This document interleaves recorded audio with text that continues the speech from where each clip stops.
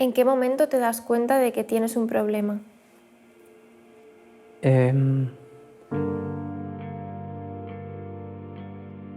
fue lo primero que sentiste con la pérdida de tu madre?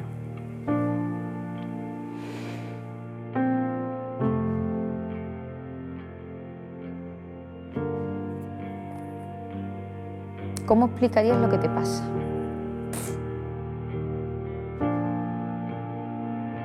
¿Cómo crees que entiende la gente la salud mental? Com és viure amb ansietat? ¿Te da miedo lo que me pasa? ¿En algún momento de todo este tiempo te has sentido culpable? ¿Has entendido siempre tu enfermedad? Recordes el moment en què toques fons? ¿Qué te ha ayudado a salir adelante?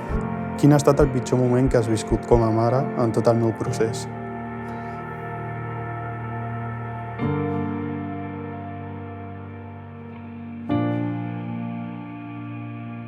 Tengo espectro autista y me da igual lo que me digan y yo lo tengo y soy feliz con ello. Y punto.